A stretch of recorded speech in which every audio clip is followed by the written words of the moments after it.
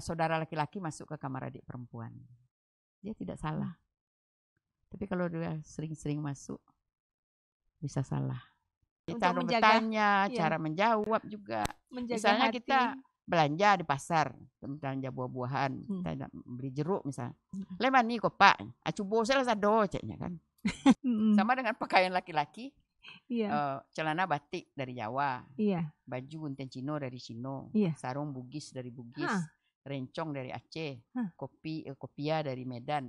Nah kalau diambil orang semua itu diklaimnya, yang tinggalnya celana dalam. Celana dalam itu krokodil pula, bukan dia punya.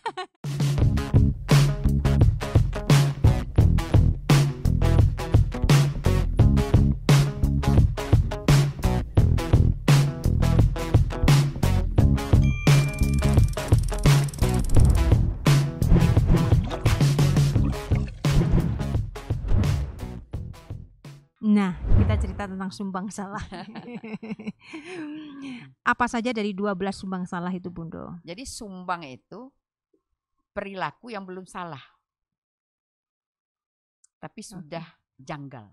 Dan itu sudah hak kita untuk memperingatkan. Nah, jadi kalau kita lihat dari undang-undang itu, jadi lebih cenderung kepada preventif, mencegah sebelum terjadi.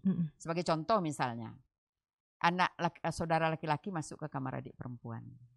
Dia tidak salah. Tapi kalau dia sering-sering masuk, bisa salah.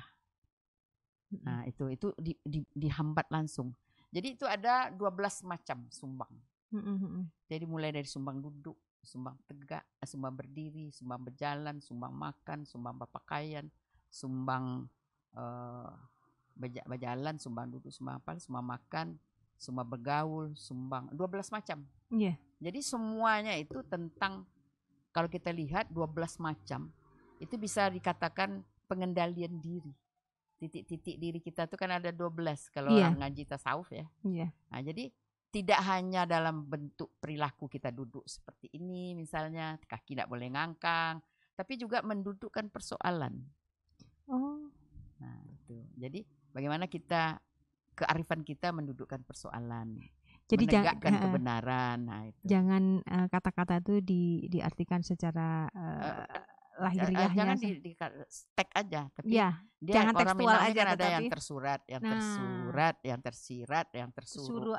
Itu harus dipahami. Itu harus dipahami. Sebagai orang Minang harus memahami itu ya, Bunda. Dan anak-anak sekarang ini tata hanya yang tersurat saja. Iya. Kemudian dari sumbang itu, kalau sekarang kan kalau ada menteri, istri-istri menteri, istri-istri duta besar, kan disekolahkan ke John Robert Power. Untuk belajar bagaimana etika, duduk, berdiri. Orang Minang dari dulu udah. Pada jadi waktu bagaimana acara-acara adat. Sundang mengecek, sumbang betanyo, tuh. Sampai sumbang betanyo, sumbang mengecek. Jadi bahasa Minang semuanya. Nah, itu semuanya ada aturan. Jadi contohnya, jangan bertanya harga beras ketika kita sedang makan. Tidak boleh bertanya ago bare ketika awak sedang makan. Nanti dikiranya? Masa kalau bertanya awak magi makan orang, tetap cerita tentang rago bare. Padahal kita mau sedekah nih. Atau kemudian misalnya kita melayat orang meninggal, kemudian kita tanya kenapa dia mati misalnya. Atau kita bercerita, kita menengok orang sakit, kemudian ada juga bertanya kan, kok yang sakit bentuk kok patang meninggal. Itu tidak boleh. Bertanya, gitu. Jadi orang melayat pun harus ada tata krama ngomongnya gitu kan, untuk bertanya, cara menjawab juga. Misalnya kita belanja di pasar, belanja buah-buahan, kita beli jeruk misalnya. Leman nih kok Pak, acubo saya sado ceknya kan.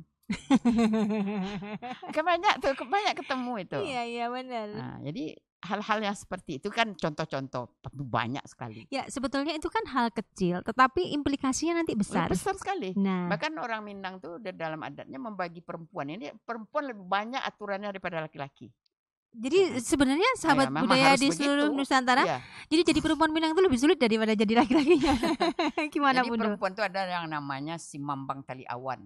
Apa artinya? Artinya orang yang tinggi hati. Semuanya lebih dari orang.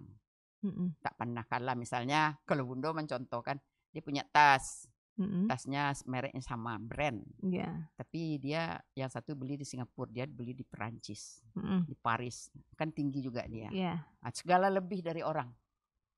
Nggak boleh kalah. Nah, itu Mambang Tali Awan. Ada juga si Marewan namanya. Cimarewan tuh orang yang tidak tahu apalah, basa-basi kasar apa segala macam. Nah, tapi yang baik itu itulah perempuan. Segala yang baik. Nah, makanya perempuan itu ini, ibu perempuan. Iya, ibu jari. Bijaksana, arif, lapang alam, cerdas dan segala macam, berani. Nah, beraninya tuh contohnya, kalau perempuan berjalan itu simbolik sangat. Alu tetarung patatigo, samui terpijak ndak mati. Coba bayangkan. Alu tuh antan. Iya. Tetarung aja bagi dia kakinya patah tigo. Jadi kena sepak alu. Tertarung, bukan kena sepak. Tertarung tuh sambil lalu aja. Enggak disengaja. Patah tiga. Tersenggol. Tapi semut terinjak ndak mati. Nah, jadi bagaimana itu? Coba lagi bayangkan. Itulah luar biasanya. Bagaimana kearifan di dalam kata-kata itu. Jadi bagaimana dia berjalan. Jadi di situ kelihatan kelembutannya tuh luar biasa. Tapi kekuatannya jangan coba main-main. Itu. Di situ diperlihatkan dua sifat, ketegasan dan kelembutan. Iya. Itulah sebetulnya perempuan Minang. Harusnya. Nah, jadi perempuan-perempuan Minang milenial, itu yang harus banyak belajar. Ada yang menarik. Jadi Bundo ada semacam webinar ya. Itu dengan alumni ITB angkatan 81 itu setiap Rabu. Jadi Rabuan namanya. Jadi ada diskusi angkatan 81 seluruh alumni Jawa termasuk. Jadi mereka memperbincangkan suku apakah yang punya daya saing dalam menghadapi globalisasi. Ternyata dua suku, Minang, Batak, tapi lebih unggul Minang. Jadi Minang ini dia mempunyai daya adaptasi yang luar biasa. Nah, di mana saja dia bisa tumbuh. Kemudian dia tidak bersifat eksklusif. Kemudian juga sangat orang Minang itu kan kita lihat diaspora Minangkabau itu mungkin saingannya Cina dan Yahudi. Iya. Tapi tidak pernah orang Minang menamakan tempat dia merantau itu Kampung Minang. Iya, kalau di Padang ada Kampung Jawa, Kampung Keling, Kampung Cino, Kampung Nias. Minang tak pernah. Kenapa Sebab itu, Bunda? Dia ajarannya di mana bumi dipijak, di situ langit dijunjung. Jadi bumi dia sadar betul bahwa bumi ini satu. Langitnya juga satu. Kita berdiri dari Amerika, bumi itu juga. Langit yang dijunjung, langit itu juga. Jadi makanya orang Minang di sangat mudah beradaptasi di mana lingkungan. Makanya tidak membuat kampung sendiri. Tidak membuat kampung sendiri. Dan kita lihat di dalam perkembangan di Nusantara ya, konflik-konflik horizontal itu kan jarang orang Minang yang dihujat. Orang Minang itu lebih banyak dia menjadi mediator. Benar. Nah, karena itu tadi dia orang Minang itu ajarannya kalau anaknya mau merantau, tagak badusana mamaga dusana, tagak bakampung mamaga kampung, tagak menegari mamaga negari, tagak babangso mamaga bangso, tagak di tagak mamaga tempe tagak. Berarti memang melebur. Iya, melebur. Dengan Dima dia tagak. Dima dia tagak, tapi tidak hilang dirinya. Benar. Nah, jadi dan orang Minang tuh keunggulannya lagi merakit. Dia itu kan dalam dunia modern kan merakit itu yang jadi penting, merakit dalam tumbuhan. Tumbuhan ini diapakan segala macam, dihilangkan zat ini segala macam. Jadi orang kreativitasnya tinggi. Contoh misal kita lihat pelaminan. Coba lihat pelaminan. Ada Cina, ada India, ada Arab. Tapi tidak pernah orang mengklaim itu punya kami. Itu keahlian orang Minang merakit milik orang menjadi milik dia. Menjadi sesuatu yang baru. Sesuatu yang baru yang orang tidak bisa komplain. Sama dengan pakaian laki-laki. Celana batik dari Jawa. Baju gunting Cino dari Cino. Sarung Bugis dari Bugis.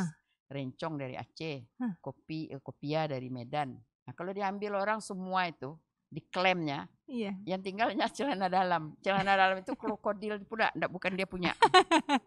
Benar, Bunda. Nah, jadi kemampuan dia merakit itu, sehingga orang nggak bisa ngambil karena itu kesatuan. Dia sudah menjadi kesatuan dan orang percaya mengatakan orang Bugis yang punya sarung Bugis itu udah pakaian orang Minang. Iya, karena dia paling ada yang mengkomplain waktu acara penobatan adik Bunda kan ada raja dari Makassar.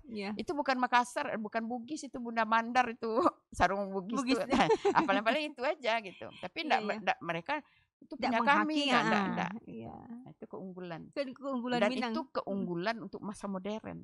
Dalam zaman modern sekarang. Ini teknik-teknik ini kan main rakit-rakit semua.